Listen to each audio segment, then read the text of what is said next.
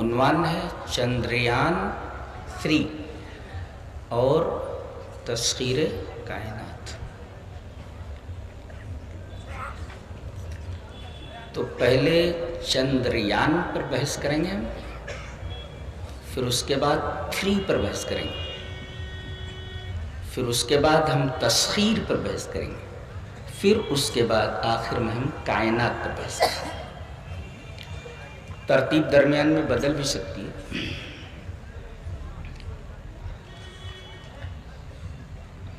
پہلے ہم چندریان کی ترکیب کی اینالیسس یعنی تجزیہ کریں گے۔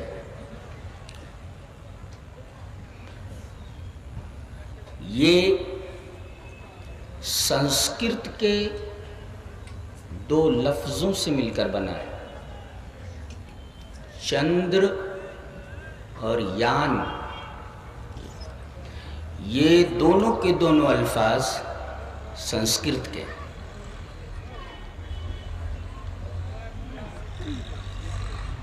دلیل کیا ہے اس کی؟ دلیل یہ ہے کہ چندر کا سبجوگیشن یعنی اس کی تصریف گردان، یہ سنسکرت کی کتابوں میں موجود ہے، اور یان جو لفظ ہے اس کی بھی تصریف یعنی سبجوگیشن یہ سنسکرت کی کتابوں میں موجود ہے۔ اور چونکہ میں نقلی چترویدی نہیں ہوں، میں آلریڈی سنسکرت کا طالب علم ہوں، سو میں چندر کا پہلے سبجوگیشن آپ کے سامنے رکھتا ہوں۔ پوری دنیا دیکھ رہی ہے، اسکالرز موجود ہیں۔ چندرہ، چندرو، چندرا، چندرم، چندرو، چندران، چندرین، چندرابھیام، چندرے، چندرائے، چندرابھیام، چندریبھے، چندرا، چندرابھیام، چندریبھے، چندرس، چندریو، چندراڑام، چندرے، چندریو، چندریشو۔ جی یہ اس کا سبجوگیشن۔ ایک چاند کو ایک چاند کے دوارا یعنی ذریعے، ایک چاند کے لیے، ایک چاند سے، ایک چاند کا، ایک چاند میں، اور ہر ایک کی 3 حالتیں۔ یہ ہوا چندر کا سبجوگیشن۔ جی اور یان کا سبجوگیشن اس طرح ہے، یانم، یانی، یانانی، یانم، یانی، یانانی، یانین، یانابھیام، یانے، یانا، یانابھیام، یانیبھے، یانات، یانابھیام، یانیبھے، یانس، یانیوہ، یانانام، یانے، یانیوہ، یانیشو۔ جی ایک سواری کو ایک سواری کے ذریعے، ایک سواری کے لیے، ایک سواری سے، ایک سواری کا، اور ایک سواری میں، اور ہر ایک کی 3 حالت ہے۔ جی یہ تو ان دونوں لفظوں کی گردان ہوئی سبجوگیشن، یہ ثابت کرنے کے لیے کہ دونوں الفاظ سنسکرت۔ چندر کے کیا معنی ہوتے ہیں؟ چندر معنی چاند، ظاہر ہے چندر جس کو قرآن حکیم القمر کہتا ہے، چاند، اور یان کہتے ہیں رکب کو، سواری، سواری۔ اسی وجہ سے سنسکرت کا جملہ ہے یاترڑی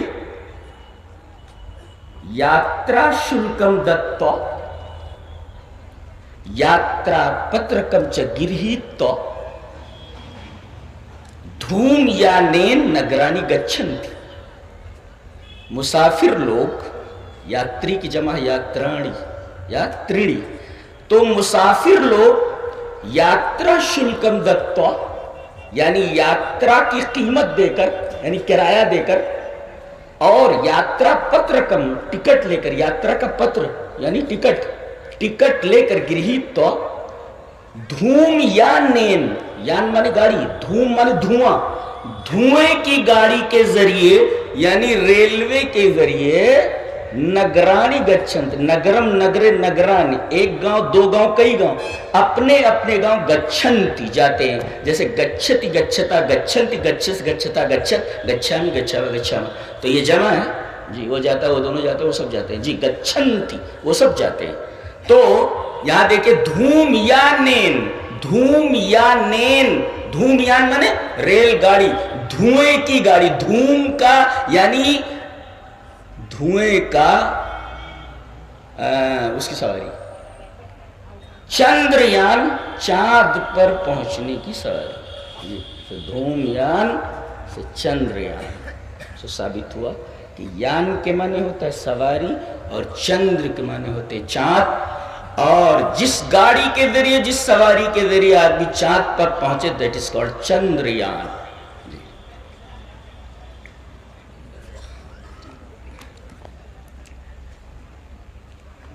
یہ چندریان جو یہ خلائی جو جہاز ہے جس کو اسرو نے بنایا ہے، ISRO Indian space research centre نے، اس کے سائنسدانوں نے بنایا، اسرو جس کا مخفف ہے، اس کو ان لوگوں نے مرکب کیا ہے، بنایا ہے چندریان کو، اور اس کو انہوں نے 14 جولائی 2023 کو روانہ کیا، اور تقریباً 40 دن کا فاصلہ طے کر کے یہ چاند کے جنوبی حصے میں یہ اترا چندریان۔ بھارت وہ پہلا ملک ہے جس کو یہ اعزاز حاصل ہے کہ چاند کے جنوبی حصے کے اندر اس نے اپنا یہ خلائی جہاز اتارا ہے۔ اس سے پہلے کسی ملک نے چاند کے جنوبی حصے میں اپنا خلائی جہاز نہیں اتارا، بھارت کو یہ اعزاز حاصل ہے، اور ہم اس پر اسرو کو بدھائی دیتے ہیں، انہیں مبارکباد پیش کرتے ہیں جی۔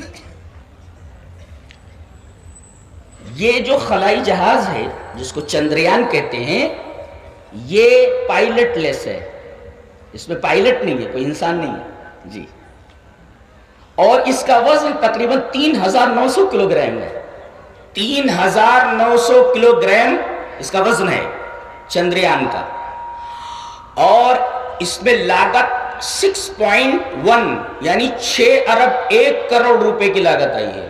یہ کم سے کم لاگت ہے جو کسی اسپیس کرافٹ کے اندر، کسی خلائی جہاز کے اندر لگائی جاتی ہے، یعنی 6.1 ارب روپے اس کی ترکیب کے اوپر لگے ہیں، بنائے گئے۔ اس کا وزن بھی معلوم ہوا، اس پر جو لاگت آئی وہ بھی معلوم ہوا۔ اس کو کہاں سے بھیجا گیا؟ در حقیقت آندھرا پردیش ستیش دھون خلائی جو مرکز ہے وہاں سے اس کو روانہ کیا گیا، اور اس کو چاند پر پہنچنے کے لیے 40 دن کا عرصہ لگا۔ ہم اس پر اس وجہ سے زور دے رہے ہیں اس لیے کہ یہ چیز ہمارے موضوع سے متعلق ہے۔ 40 دن کے اندر یہ تقریباً 3,86,000 کلومیٹر کا فاصلہ طے کر کے وہاں پر پہنچا ہے۔ اس نے 40 دن کے اندر 3,86,000 کلومیٹر کا فاصلہ طے کیا ہے، اس لیے کہ زمین سے چاند کا جو فاصلہ ہے وہ سائنسدانوں نے بتایا ہے کہ 3,86,000 کلومیٹر ہے۔ تو 3,86,000 کلومیٹر کا فاصلہ طے کر کے 40 دن کے اندر یہ خلائی جہاز چاند کے اوپر اترا ہے۔ یہ 3 حصوں سے مرکب ہے، ایک تو یان ہے وہ، اور دوسرے اس کے اندر ایک لینڈر ہے جس کو وکرم لینڈر بولتے، اور اس کے اندر ایک اور جو سواری ہے جس کو پرگیان روور بولتے۔ تو یہ پرگیان روور اس کے 6 پہیے ہیں، یہ چاند پر اتر گیا ہے، اور چاند پر اتر کر کے یہ 6 پہیے کی جو پرگیان روور ہے، جو گاڑی ہے، یہ گھوم رہی ہے اور یہ چاند کے بارے میں معلومات حاصل کر رہی ہے، چاند کی سطح کا مطالعہ کر رہی ہے، وہاں کی تصویر لے رہی ہے، وہاں کے جو کریٹرز گڈھے ہیں ان کی تصویریں لے کر لینڈر کو دے رہی ہے، اور لینڈر اس کو اسپیس سینٹر کے اندر بھیج رہا ہے زمین کے اوپر۔ تو یان اور اس کے بعد لینڈر اور یہ جس کا نام وکرم ہے، اور یہ روور ہے جس کو پرگیان روور بولتے ہیں۔ یہ تو رہا چندریان کے اوپر تھوڑا سا مبحث۔ اس اسپیس کرافٹ کو، خلائی جہاز کو کہاں اتارا گیا ہے؟ چاند کے جنوبی حصے میں، اور کہا جاتا ہے کہ یہ ڈارک سائیڈ آف دا مون ہے، یہ چاند کا سب سے تاریک حصہ ہے۔ کیوں؟ اس لیے کہ یہاں سورج کی روشنی بہت کم پڑتی ہے، اور سورج کی روشنی کم پڑنے کی وجہ سے یہاں چاروں طرف برف پھیلی ہوئی ہے، برف۔ اب یہ جو برف پھیلی ہوئی ہے، اب غور کیجئے کہ یہ اسپیس کرافٹ، یہ خلائی جہاز جو وہاں اتارا گیا ہے، اگر آگے انسانوں کی بستی وہاں بسانی ہوئی تو انسان کی بنیادی ضرورت پہلے پانی ہے، اس برف کو پانی میں تبدیل کر کے اس مسئلے کو حل کیا جا سکتا ہے، اس لیے کہ اس حصے میں سب سے زیادہ برف ہے، اور اس برف کو پانی میں تبدیل کیا جا سکتا ہے جس سے انسان وہاں زندہ رہ سکتا ہے، اس لیے کہ پانی کے بغیر تو کوئی زندہ رہ نہیں سکتا۔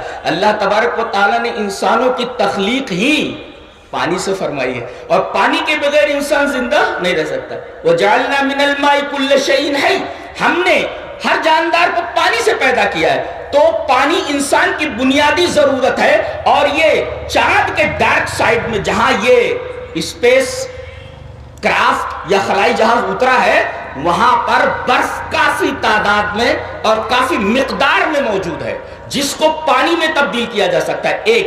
ایک مقصد یہ ہے کہ وہاں دیکھا جائے کہ پانی مل سکتا ہے کہ نہیں، لہذا برف ہے وہاں، پانی میں اس کو تبدیل کیا جا سکتا ہے، لہذا انسان زمین سے جا کر وہاں آباد ہو سکتا ہے، بس سکتا ہے۔ ہو سکتا ہے ان میں سے کچھ لوگ ہوں جو وہاں پہنچ جائیں۔ تو اب ایک مقصد تو یہ ہے پانی تلاش کرنا، پانی مل گیا۔ دوسرے، پانی مرکب ہے H2O کا تناسب جو ہوتا ہے، یعنی ہائیڈروجن کے 2 حصے اور آکسیجن کا 1 حصہ، تو گویا کہ یہاں آکسیجن اور ہائیڈروجن یہ حاصل کیا جا سکتا ہے، 2۔ اور تیسرے، چاند کی سطح کا، اس کے پورے منطقے اور ایریے کا مطالعہ کیا جا سکتا ہے، چاند سے چاند کا مطالعہ ایک، اور پھر چاند سے زمین کا مطالعہ، یہ مقصد ہے۔ اچھا، پھر ایک عنصر ہے ہیلیم، یہ ہیلیم زمین پر بہت کم پایا جاتا ہے، وہاں کافی مقدار میں موجود ہے۔ اگر ہیلیم 3، اگر یہ ہیلیم 3 ہمیں حاصل ہو جائے انڈیا کو، تو اگلے 250 سال تک ایٹمی ایندھن کا مسئلہ حل کیا جا سکتا ہے جی۔ تو ایک مقصد یہ ہے وہاں اس اسپیس کرافٹ کو بھیجنے کا، خلائی جہاز کے بھیجنے کا مقصد یہ ہے۔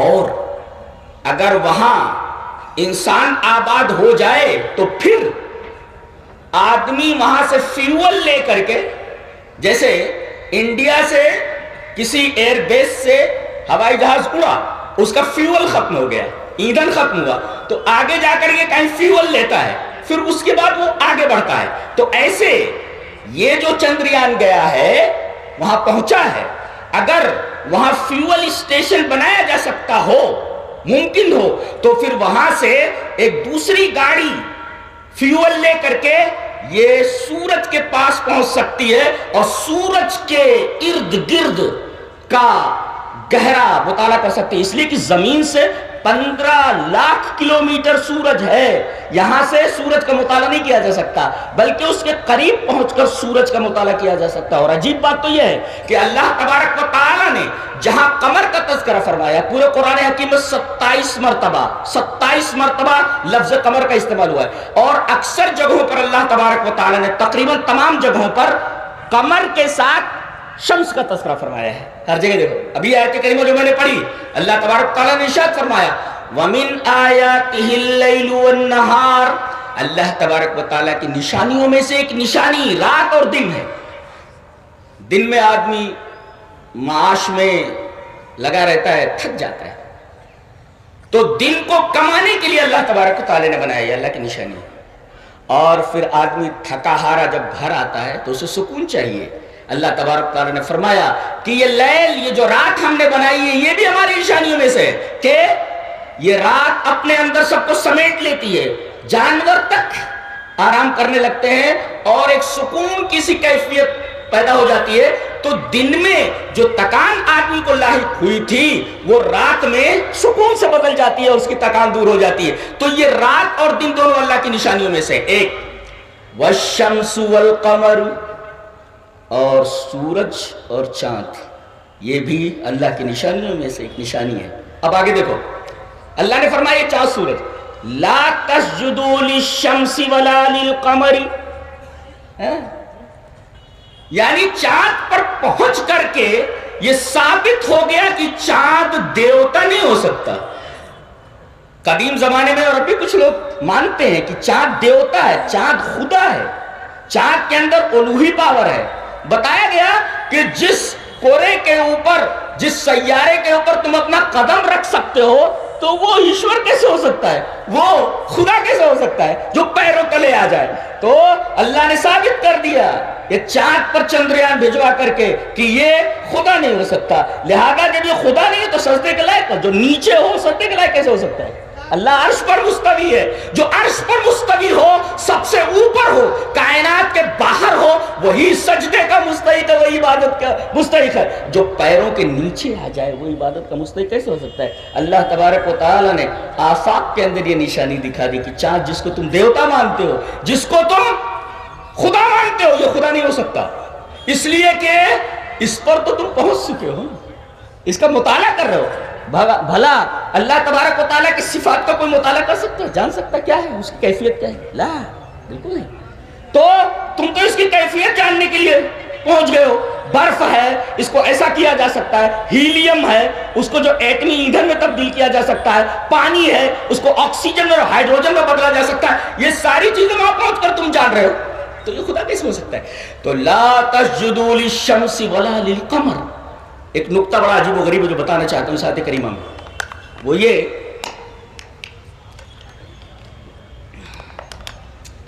لا تسجدوا للشمس ولا للقمر، نہ سجدہ کرو نہ عبادت کرو سورج کی اور نہ چاند کی۔ کیوں؟ وَاسْجُدُوا لِلَّهِ الَّذِي خَلَقَهُنَّ، یہ دونوں مخلوق ہیں، تو مخلوق عبادت کے لائق نہیں ہوتی، بلکہ عبادت کرو اس کی جس نے ان کو پیدا کیا ہے۔ کن کو؟ چاند اور سورج کو۔ علماء بیٹھے ہوئے ہیں، کیا آنا چاہیے تھا وہاں؟ خلقہما آنا چاہیے کہ خلقہن آنا چاہیے تھا؟ اس لیے کہ دو ہی ہے نا وہاں، چاند اور سورج، تو ضمیر کیسے آنی چاہیے؟ جب دو ہے تو ضمیر تسنیہ آنی چاہیے، لا تسجدوا للشمس ولا للقمر واسجدوا للہ الذی خلقہما،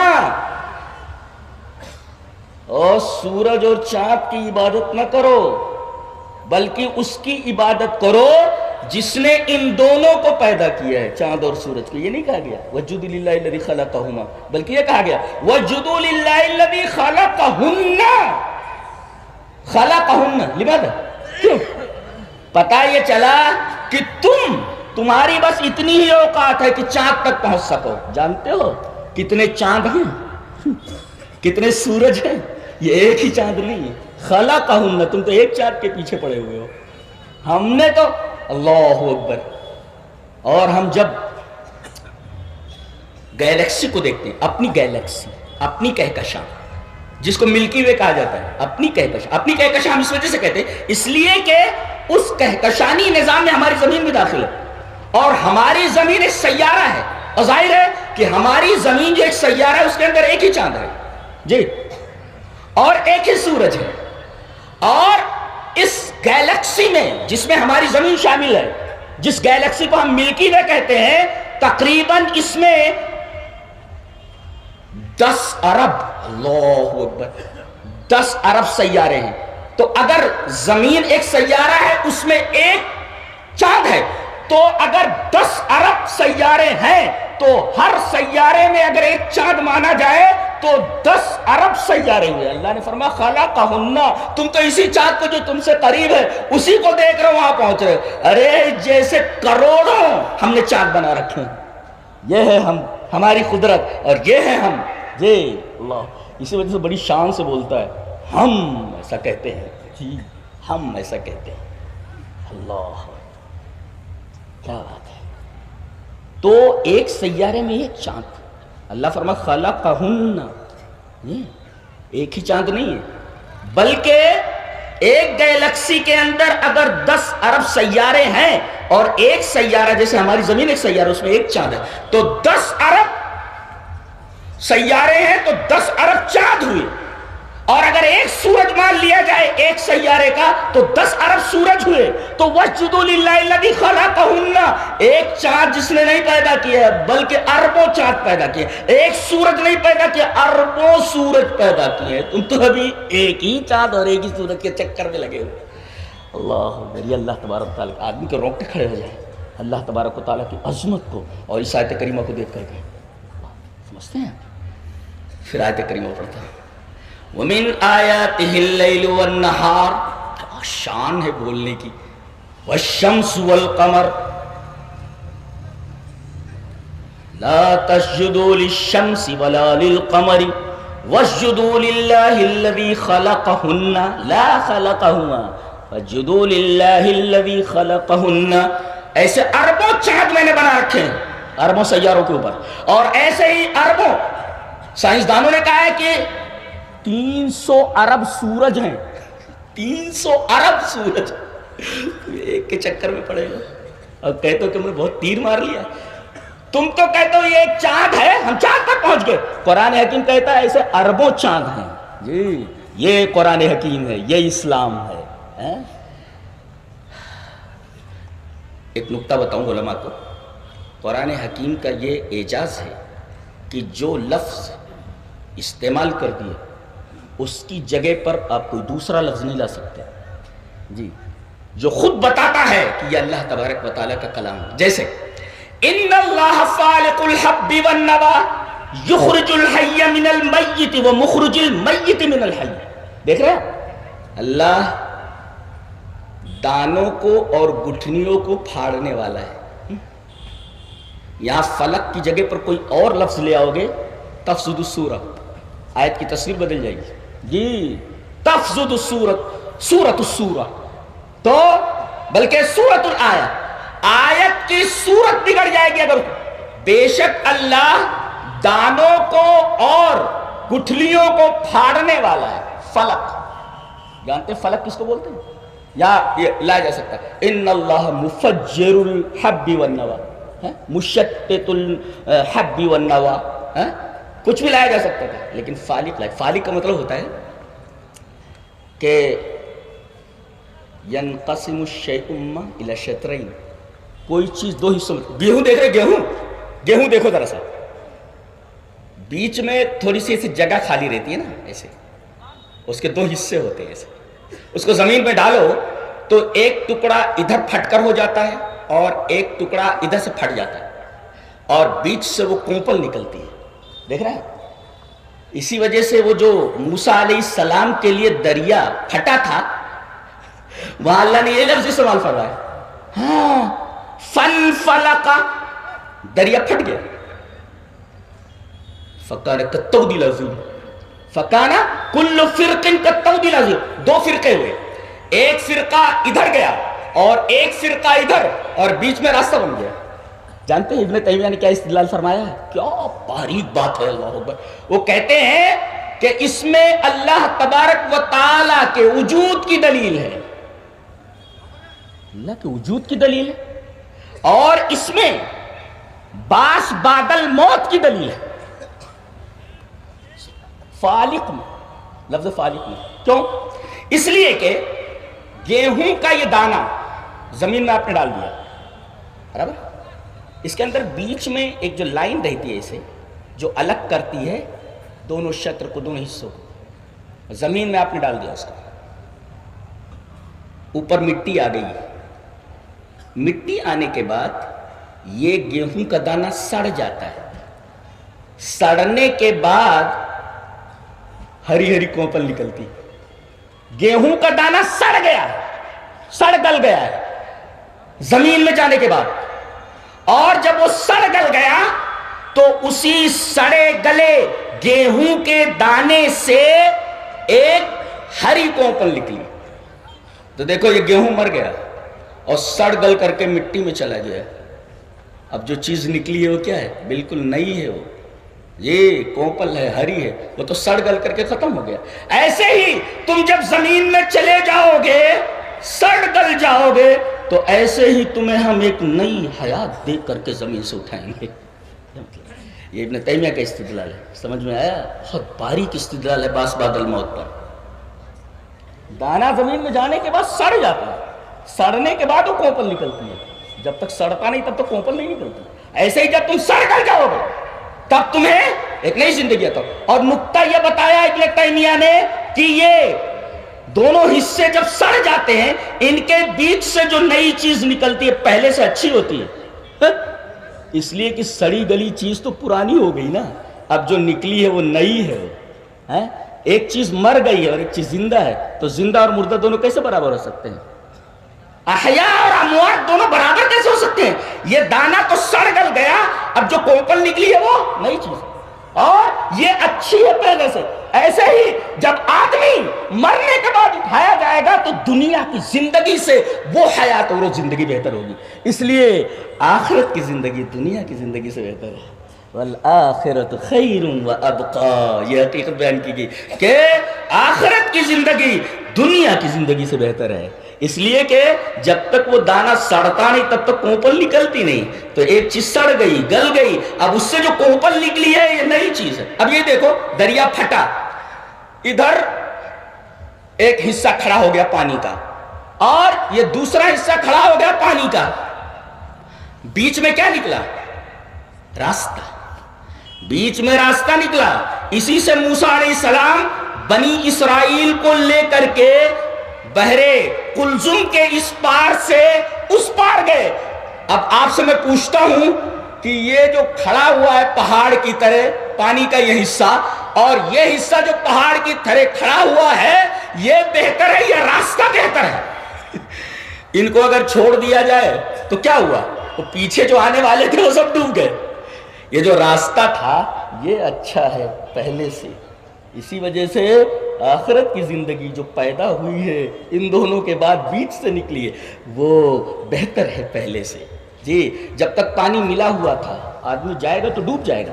یہ پانی پھٹا دو حصوں میں، فانفلقا، دو حصوں میں پھٹا، اور ایک تیسری چیز نکلی جو زندگی ہے، اسی سے بچ کر کے نکلے، اسی راستے سے. اگر وہ راستہ نہ ملتا تو آدمی ڈوب جاتا، جیسے کہ پیچھے آنے والے فرعون کے ساتھ سب ڈوب گئے. اللہ، تو یہ جو بیچ سے چیز نکلی ہے یہ اہم ہے. یہ در حقیقت حقیقی زندگی ہے. یہ اللہ اکبر. ان اللہ، اچھا حب اور نوا، ایک ہے دانا اور ایک ہے گٹھلی. ان دونوں میں فرق کیا ہے؟ دانا یوزرا و یوکل، زمین میں بویا بھی جاتا ہے کھایا بھی جاتا ہے. والنوا یوزرا ولا یوکل، کھایا نہیں جاتا بویا جاتا ہے اس کو. ان دونوں میں فرق ہے. ان اللہ فالق الحب والنوا، دانے کو کھایا بھی جاتا ہے اور بویا بھی جاتا ہے، اور گٹھلی کو بویا جاتا ہے، لا یوکل کھایا نہیں جاتا. اللہ تبارک. ایسے ہی سورج اور چاند ہیں.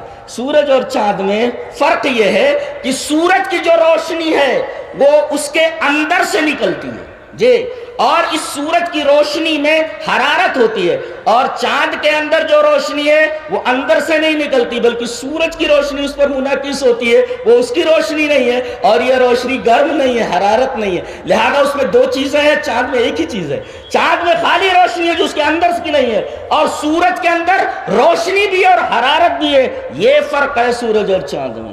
یہ والشمس والقمر، قرآن حکیم کا بیان۔ اللہ ان اللہ فالق الحب والنوى، دانوں کو پھاڑنے والا ہے، والنوى، اور گٹھلیوں کو پھاڑنے والا ہے۔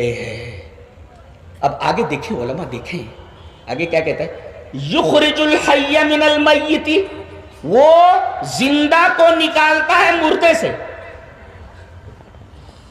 فعل کون سا لائے گا؟ مضارع ہے نا۔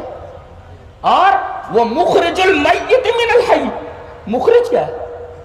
یہ فعل مضارع نہیں ہے، فاعل ہے وہ۔ اور آپ کو معلوم ہے کہ یخرجو جو مضارع ہے اس کے اندر دو چیزیں پائی جاتی ہیں، دو چیزیں، مخرج میں ایک چیز ہے اور یخرجو میں دو چیزیں ہیں۔ یخرجو میں دو چیزیں ہیں، ایک تو ہے تجدد اور ایک ہے استمرار۔ نہیں سمجھے؟ سمجھاتا ہوں، سمجھاؤں؟ تجدد کہتے کیسے، استمرار کس کو کہتے؟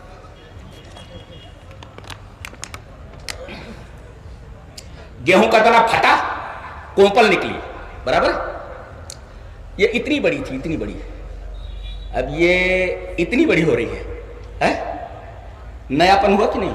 ارے بھائی اتنی تھی کوپل نا جو نکلی ہے، اب یہ اتنی بڑی ہوگی، پھر یہ اتنی بڑی ہوگی، پھر یہ اتنی بڑی ہوگی، پھر یہ اتنی بڑی، پھر اتنی بڑی، پھر اتنی بڑی، پھر اتنی بڑی۔ دیکھو تجدد ہو رہا ہے، جدت آ رہی ہے کہ نہیں، نیونیس آ رہا ہے کہ نہیں، بھائی نیا ہوتا جا رہا ہے۔ ارے بھائی یہ اتنی بڑی تھی، پھر اس کے بعد اتنی بڑی، نیاپن آیا کہ نہیں، پھر یہ اتنی بڑی، نیاپن، تجدد بولتے ہیں نیاپن، نیاپن آنا، اور یہ مسلسل بڑھ رہی ہے، جس کو استمرار کہتے ہیں، کنٹینیوس، ٹو بی کنٹینیوس، مسلسل بڑھ رہی ہے آگے۔ یتنامہ، یتنامہ بڑھ رہی، وہ یتطاول بڑھ رہی ہے آگے کی طرف، دیٹس کالڈ استمرار، بڑھ رہی، مسلسل بڑھ رہی ہو، اور دوسرے جتنا بڑھ رہی ہے اتنا تجدید ہو رہی ہے اس کی، اتنی تھی پھر اتنا ہو گیا تو تجدد ہوا کہ نہیں؟ تو گویا کہ مضارع میں تجدد اور استمرار ہے، اور وہ فاعل ہے، وہ مخرج، مخرج کے اندر ایک ہی چیز ہے، کیا؟ مخرج کے اندر ایک ہی چیز ہے، بس وہ نکل رہا ہے، دو چیز اس میں ہے ہی نہیں، اس لیے کہ زندہ کو یخرج الحی من المیت، نکالتا ہے جی زندہ کو مردہ سے، وہ مخرج المیت، اور میت کو نکالتا ہے۔ اگر ایسا ہوتا یخرج المیت تو اس کا مطلب ہے میت بھی بڑھتی ہے کیا؟ مسلسل بڑھتی ہے، میت کے اتنی رہتی ہے اتنی بڑی ہو جاتی ہے، اللہ اکبر۔ اگر یخرج کہہ دیتا وہاں پر تفسد صورت مفہوم، مفہوم کی شکل بگڑ جاتی تھی، دیکھ رہے ہیں آپ، مفہوم کی صورت بگڑ جاتی تھی اگر یخرج بول دیتا تو، اس لیے کہ میت کہاں بڑھتی ہے، یخرج لاتا تو لازم آتا کہ میت بڑھ رہی ہے، اور تجدد، اور میت اتنی بڑی تھی اب یہ اتنی بڑی ہو گئی ہے، اور مسلسل میت بڑھ رہی ہے، کیسے؟ میت بڑھتی نہیں، تو گویا کہ جو مضارع ہوتا ہے اس میں دو چیزیں پائی جاتی ہیں، تجدد اور استمرار، اور مخرج کے اندر ایک ہی چیز پائی جاتی ہے، مر گیا بس مر گیا جی۔ تو جو لفظ جہاں لایا گیا ہے وہ لفظ وہیں پر مناسب ہے، دوسرا لفظ لائیں گے تو وہ لفظ وہ معنی نہیں دے سکتا، اگرچہ ایسا لگے کہ اس کے مرادف ہے۔ تو یہ پہلی گفتگو تھی لفظ چندریان کے اوپر جی۔ اس کے بعد آپ دیکھیں گے کہ یہ 3 ہے، اس کا مطلب اس سے پہلے 2 کوششیں ہو چکی، ایک 2008 میں پہلی دفعہ گیا، اور دوسری کوشش ہوئی ہے 2019 کے اندر، یہ تیسری کوشش ہے، یہ جو اب بھیجی گئی ہے۔ یہ کب پہنچی ہے وہاں؟ یہ سواری وہاں پہنچی ہے 23 اگست کو 6:04 پر یہ چاند کے اوپر لینڈ ہوئی، اتری ہے۔ اس کا مطلب یہ تیسری کوشش ہے اسرو کی، اس سے پہلے 2 کوششیں ہو چکی ہیں، اس وجہ سے اس کو چندریان 3 کہا جاتا ہے۔ اب یہ چندریان 3 کے اوپر ہماری گفتگو ختم۔